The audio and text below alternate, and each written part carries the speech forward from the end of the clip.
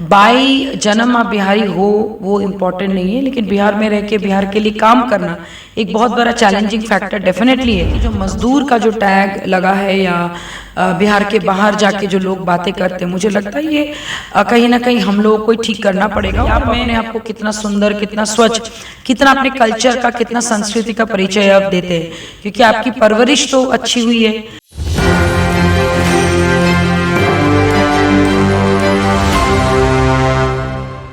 जी नमस्कार, आप देख रहे हैं एक न्यूज़ 24। मैं वेद सिंह। जैसा कि आप सभी को पता है कि आज है 22 मार्च और 22 मार्च को मनाया जाता है बिहार दिवस।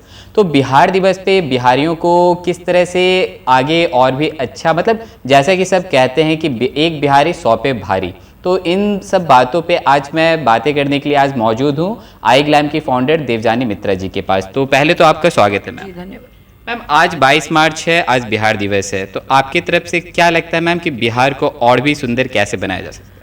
मुझे लगता है कि युवाओं का बहुत बड़ा योगदान हो सकता है और जितने टैलेंट और जितने प्रतिभाएं बिहार में हैं, सबको अपने अपने प्रतिभाओं को पहचानना चाहिए और बिहार के लिए कुछ करना चाहिए, सोचना चाहिए। बाई जन्म आप बिहारी हो वो इम्पोर्टेंट नहीं है, लेकिन बिहार में रह के बिहार के लिए काम करना एक बहुत बड़ा चैलेंजिंग फैक्टर डेफिनेटली है और मुझे लगता है कि चैलेंज एक्सेप्ट करना चाहिए सारे युवाओं को और मिलके बिहार को प्रोत्साहित करना चाहिए और बिहार के लिए सोचना चाहिए। बिहार को भारत के मानचित्र में कला, संस्कृति और स्वाभिमान के रूप में सब जानते हैं और साथ साथ मैं चाहूँगी कि यहाँ पे रोजगार के ऊपर बड़ी बड़ी इंडस्ट्रीज़ अगर ज़्यादा आएंगे तो मुझे लगता है कि लोगों को, बिहार के लोगों को बिहार छोड़ के जाना नहीं पड़ेगा और सारी जितने भी 100 क्या कहते हैं आपके 14 करोड़ बिहारी जितने भी है बिहार में, सबको बहुत बहुत शुभकामनाएं बिहार दिवस की।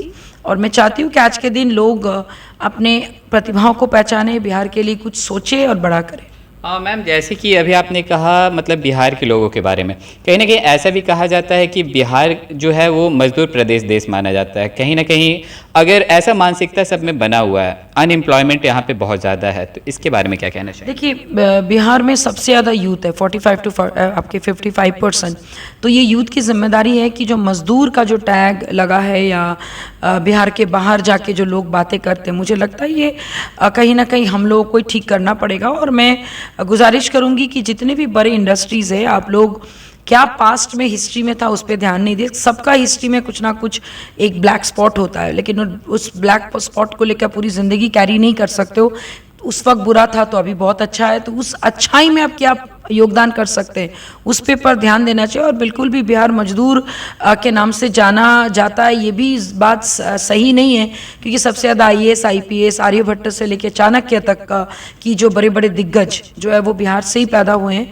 बुद्ध की धरती बोलिए या फिर गुरु गोविंद सिंह जी की धरती बोलिए, सारी चीज़ जितने भी बड़े महानुभाव बोलिए, बहुत बड़े बड़े ऋषि मुनियाँ बोलिए, सभी बिहार से जन्म लिए।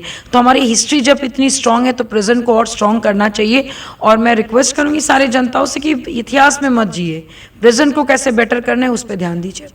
मैम, मैं बातों को ज़्यादा लंबा नहीं खींचूंगा। मेरा लास्ट क्वेश्चन आपसे ये रहेगा कि आज बिहार दिवस है, तो आज कहीं ना कहीं मतलब जो युवा हैं वो किस तरह से मतलब काम, मतलब जैसे कि क्या होता है कि जो मतलब काम करने के लिए जो बाहर जाते हैं, तो कहीं ना कहीं सरकार को भी थोड़ी सी इसके बारे में सोचने की ज़रूरत है कि जो अनएम्प्लॉयमेंट जो है उसको यहाँ से ख़त्म की जाए। और कहीं ना कहीं मैम जो बाहर जाते हैं यहाँ से लोग, वो लोग खुद मतलब बिहार के बारे में वहाँ पे मतलब गंदगी फैलाते हैं, बिहार का इमेज जो है उसको लेके वही लोग खराब करते हैं। इसके बारे में क्या कहना चाहिए? देखिए, सबसे बड़ी बात है कि बिहारियों को अपने बिहार ही होने के मानसिकता से निकलना पड़ेगा। आपका जन्म भले ही बिहारी होके हुआ हो, किसी का जन्म भले ही पंजाबी या महाराष्ट्रियन होके हुआ हो, लेकिन ये आपकी अपनी पर्सनल चीज़ है कि आप अपने आप को कितना सुंदर, कितना स्वच्छ, कितना अपने कल्चर का, कितना संस्कृति का परिचय आप देते हैं, क्योंकि आपकी परवरिश तो अच्छी हुई है।